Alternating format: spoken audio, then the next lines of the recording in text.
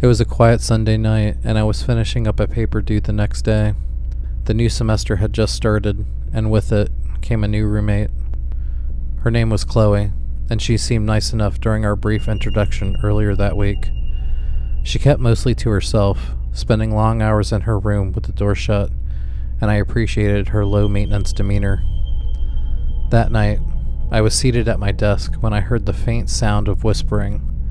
At first, I thought Chloe was on the phone, but as I listened closer, it didn't sound like a conversation. It was more like a mumbling, low, continuous, and barely audible. I shrugged it off, thinking it might be a habit of hers, and continued typing. By the time I was ready to go to bed, the whispers had stopped. The apartment was quiet again, except for the occasional creak of the building settling. As I climbed into bed, I felt a slight unease I couldn't quite place, but I fell asleep easy enough. Sometime in the middle of the night, though, something woke me up from a noise. A soft, deliberate knock. 3 sharp taps, spaced evenly apart.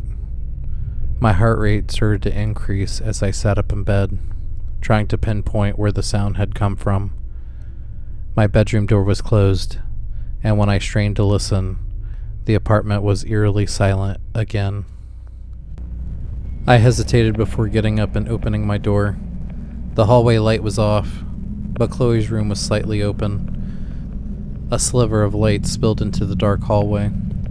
I stepped closer, about to call her name, when I heard it again. Whispering. This time, it was clearer, louder. It wasn't just one voice. It sounded like 2 or 3, all speaking in hushed tones. "Chloe," I called softly, my voice trembling. The whisper stopped immediately. The sudden silence was more unsettling than the sound itself. I stepped closer to the door, pushing it open slowly. Her room was dimly lit by a small desk lamp, and she was sitting cross-legged on the floor, facing the wall. She didn't turn back to look at me. "Chloe, are you okay?" I asked again, my voice barely above a whisper. I asked again, very quietly, as if not to disturb her. She finally turned her head, just enough for me to see her profile. Her face was pale, her eyes wide and unblinking. "They don't like you," she said flatly. "What? Who doesn't like me?" She didn't respond. Instead, she turned her back to the wall and resumed her whispering. I couldn't make out the words, but it was fast and rhythmic, like she was reciting something. I backed out of her room, shutting the door quietly. My hands were shaking. I didn't sleep much that night, but by the time morning came, I had convinced myself that it wasn't that weird, and maybe overlook it. Maybe she was talking to herself in her sleep, or practicing a script for her class. I tried to act normal when I saw her the next day, but she barely acknowledged me. Over the next week, things got worse. The knocking happened almost every night, always 3 taps. The whispers grew louder, sometimes accompanied by faint scratching sounds, like nails on wood. When I confronted Chloe about it, she just smiled and said, "It's best if you don't ask." The final straw came a week later. I woke up around 3 in the morning to find her standing in the corner of my room, staring at me. "Chloe, what are you doing?" I managed to say, under duress. "They told me to watch you," she said, her voice calm and determined. I grabbed my phone and got out of the room as quick as I could, locking myself in the bathroom. I called campus security and waited in the bathroom until they arrived. When they came, Chloe was sitting calmly at the kitchen table, humming to herself. She didn't resist when they escorted her out. One of the officers pulled me aside and told me they had found disturbing things in her room. Pages of strange symbols, a makeshift shrine with burned candles, and a list of names, with mine at the top. Chloe was taken away for evaluation, and I never saw her again. I moved out the next day, unable to live in that dorm room anymore, worried that she might come back one day to finish what she started. To this day, I don't know what she was whispering about or who they were, but sometimes, late at night, I still hear faint knocks and wonder if Chloe was right. Maybe it's best not to ask.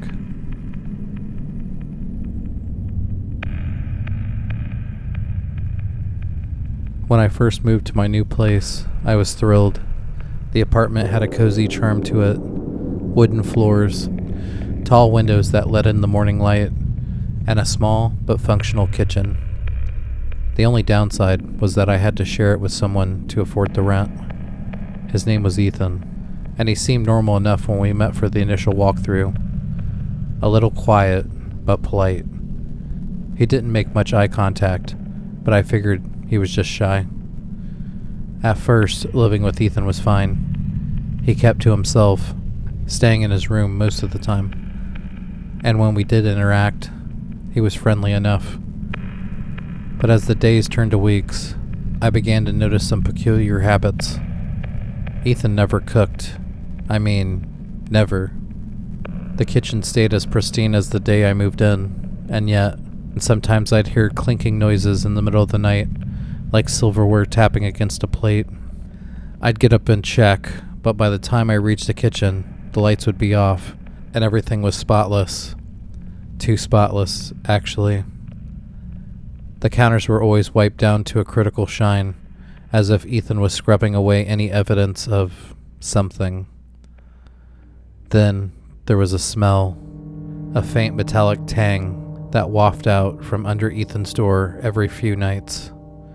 It wasn't overwhelming, but it was a distinct smell, like when you cut your finger. When I asked him about it, he would just shrug and mumble something about burning incense. He said it helps him sleep, his eyes darting away from me like a nervous kid caught sneaking candy. Things escalated one weekend when I decided to do some deep cleaning in the shared spaces. Ethan was out, and I thought I'd tackled the weird squeaking sound coming from under the fridge. As I started to pull things out from under the fridge, I nearly gagged. Lying there, partially hidden by dust and grime, was a small pile of teeth. Human teeth. Some were yellowed. Others were stark white. My stomach churned as I grabbed a glove and a plastic bag to scoop them up. When Ethan came back that evening, I confronted him, held up the bag, trembling. "What the hell is this?" He froze, his face going pale. For a moment, he looked genuinely scared, but then his expression hardened. "I don't know what you're talking about," he said flatly. "Maybe you should mind your own business." The way he said it, calm, deliberate, made my skin crawl. After that, I started locking my bedroom door at night. I'd hear him moving around at odd hours, the soft creak of floorboards just outside my room, the faint scrape of something metallic against wood. One night, I woke up to the unmistakable sound of my doorknob jiggling. My heart pounded as I stared at the shadow under the door. After a few tense seconds, the jingling stopped, and I heard his footsteps retreating down the hall. I knew I couldn't stay there, but breaking a lease wasn't easy. I decided to bide my time while looking for another place, avoiding Ethan as much as possible. Then, one evening, while scrolling through the local news, I saw a mugshot that chilled me to the bone. It was him. The headline read, "Local man wanted for suspicion of abduction." My hand shook as I read the article. The police were searching for him in connection with a missing person, a young woman who hadn't been seen in weeks. Her last known location, an apartment complex 2 blocks from ours. I didn't know what to do. Calling the police felt like an obvious choice, but I was terrified of what Ethan might do if he found out. That night, I packed a bag and decided to sleep in my car. As I stepped into the hallway, I heard Ethan's door creak open. He was standing there in the dim light, holding something small and shiny in his hand. "Going somewhere?" he asked. I ran. I didn't look back. I didn't stop until I was locked inside my car with the engine running. I looked in my rearview mirror and saw Ethan standing at the apartment entrance, watching me with a blank expression. I drove straight to the police station and told them everything. The officers went back and raided the apartment. They found Ethan hiding in a crawl space, along with a box of disturbing mementos from his previous victims. The missing woman wasn't among them, but the evidence was enough to put him away for good. I've since moved to a new place, living alone this time. I've installed extra locks and even a security camera, but every now and then, I'll hear a soft clink in the night, and my heart will race, wondering if I'll truly feel safe again.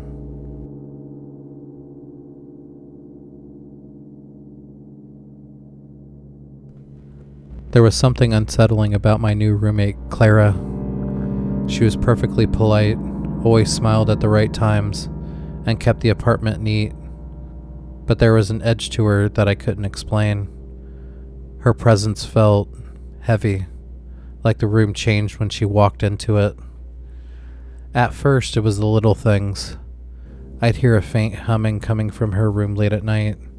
It was a beautiful sound, but it was kind of creepy, and it always made the hair on my arm stand straight up. When you asked her about it, she'd laugh softly and say, "Oh, that's just a song my grandmother used to sing." One evening, I came home to find the apartment quieter than usual. Clara was usually hanging out at this time, but she wasn't. I called her name, but there was no response. Against my better judgment, I pushed her door open to take a peek. Her room was perfect. Too perfect. Everything was perfectly aligned. The bed was made without any wrinkles. Books stacked perfectly in alphabetical order with precision, and not a speck of dust anywhere in the room. But there was something on her desk. A small wooden box. It was open, and inside were strands of hair, neatly braided and labeled with tags. My stomach churned as I read the tags. Oliver, March 2024. Jenna, June 2023.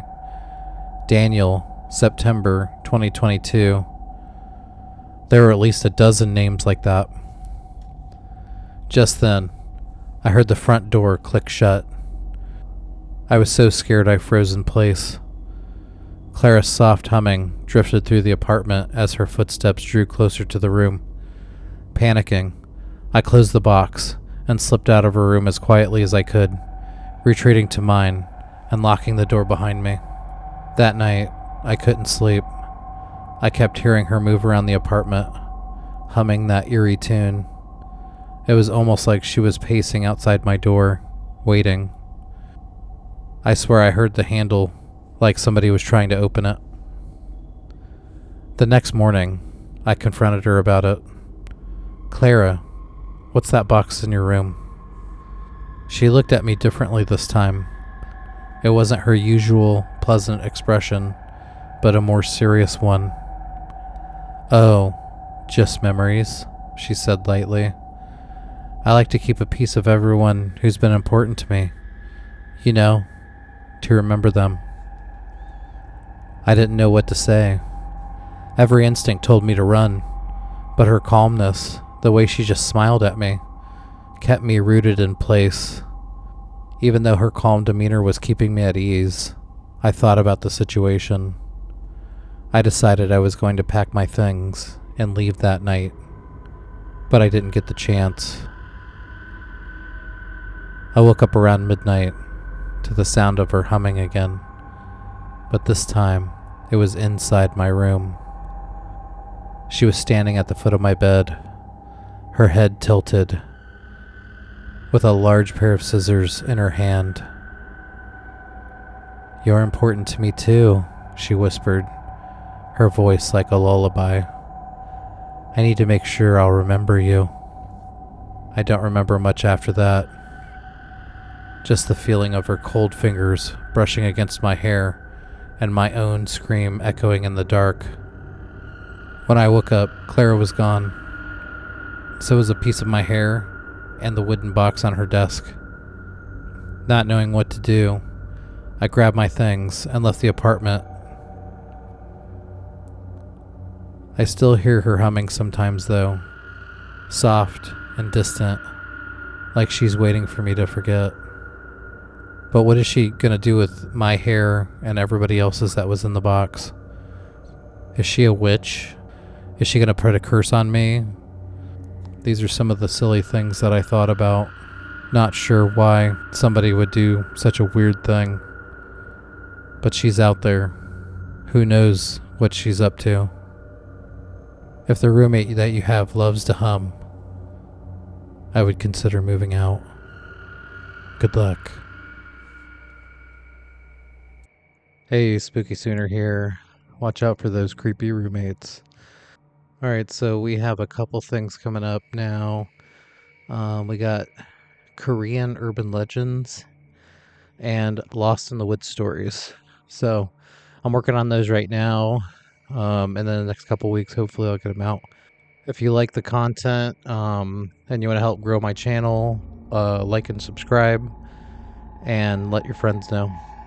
Until I talk to you guys again next time, stay spooky. My voice barely... My voice barely... My voice... My voice barely... My voice... My voice... My voice barely above a whisper. My voice barely above my voice. And I heard his footsteps retreating down the hill. Local man wanted for suspicion. The headline read, "Local man wanted for suspicion of